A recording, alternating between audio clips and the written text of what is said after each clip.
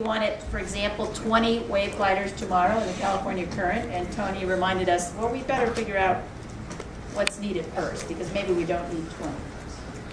All right, so we want to integrate any data set for any region that we're working in first. So there's lots of data available throughout the web, and we had someone wonderful who suggested we spend some time doing a web-based search on Google and figure out what was there. And then I think we spent a lot of time discussing what now we're calling Google buoys. And the Google buoys at the center are going to have a database. And there's going to be advanced Google buoys and simple ones. Great. Okay. So the advanced ones are going to do advanced things like pattern recognition, sense the acoustic environment, not only just listen to your white chart that comes by, but they're going to be enabled to do a lot of different things within the environment that they're sitting. And they will send that data to a database that's always acquiring new data and new information and is publicly accessible.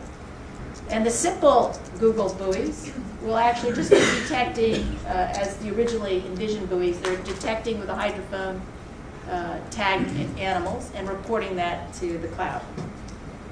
Let's see where I was. All right. So then we'll find out from that, and you could put these buoys anywhere in your ocean environment, including Portugal, and you find out what's popular with the people around the world. We spent a considerable amount of time talking about traceability tags, and these are, we spoke about fin alarm tags yesterday and a traceable tag that we might be putting on something like a bluefin. This is a in the water tag, the traceable tag. It's a $10 to $20 tag.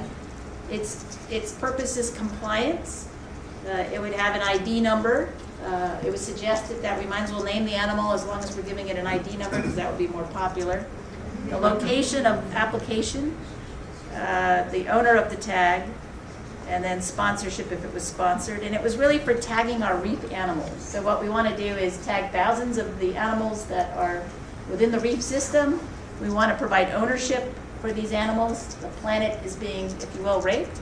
And so by having traceability tags, if somebody comes into the Chagos and steals from that MPA a gray reef shark, we're going to know who's going to do it. If they steal 10, these tags are immediately talking to satellite, immediately downloading to the Google-based cloud, and immediately being publicized as to who's taking them.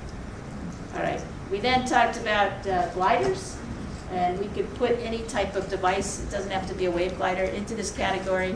There needs to be a new monetary system for these devices, because the challenge is that the people who need them can't use them because they're too expensive as currently priced.